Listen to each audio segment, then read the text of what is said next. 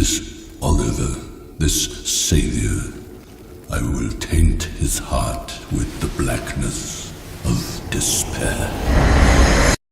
Hello guys and welcome to this unofficial review of Ni no Kuni 2.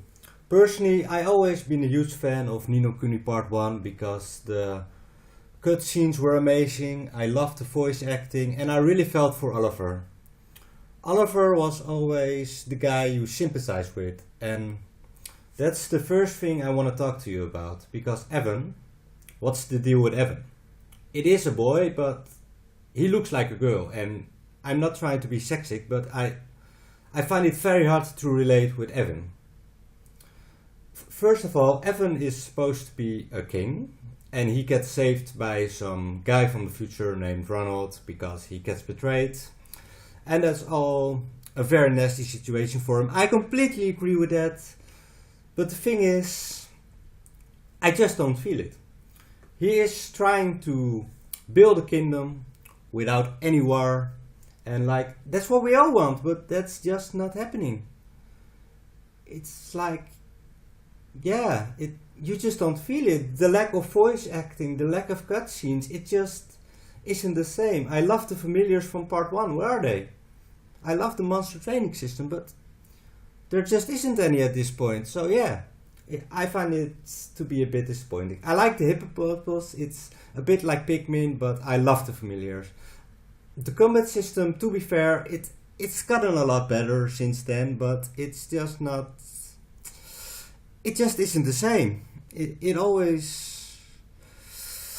For example, all the people who Evan finds on his way, who are gonna help him, it just seems like they're like, yeah, whatever man, it's not...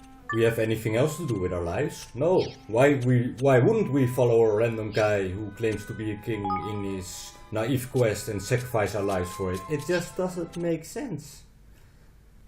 That being said, there were some positive notions. For example, I love managing your kingdom. It kind of feels like one of those highly addictive games, you know, you play on your mobile phone and you're like, oh, just let me get this one more upgrade. And it's exactly the same. And that's the good part of it and also the bad part of it, because you actually sometimes have to wait like 30 minutes to get one fucking upgrade. One upgrade. So yeah, it can get a bit exhausting, but it's still highly addictive and it's still great fun. But yeah, is it enough? It's debatable. I noticed myself that beginning of this game I was actually kind of bored at times playing it, and when I get to manage my own kingdom and I get my little RTS battles, it has gotten a lot more fun. So I gotta admit that one. It's not all bad, but I just think part 1 is better in almost all ways, and that's just my personal opinion. Don't get offended.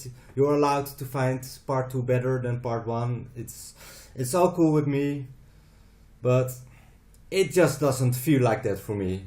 I'm really trying, guys, but like building your base, it's fun, and the boss battles also, they're great fun. And also, not an important one, during those cutscenes where the bosses appear, the voice acting is back, and just hear this.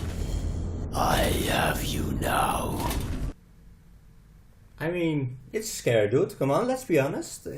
Especially if you look at the style in this game, it's good. It's all fine. But to me, it just felt like not enough. I love part 1. I really got emotional because of Oliver, because of his quest to bring back his deceased mother. But due to the apparent lack of character development compared to part 1, it just doesn't cut it. It just doesn't work.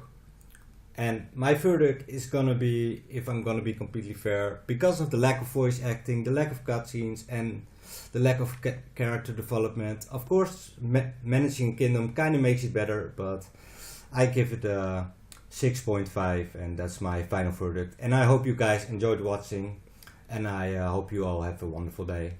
Goodbye.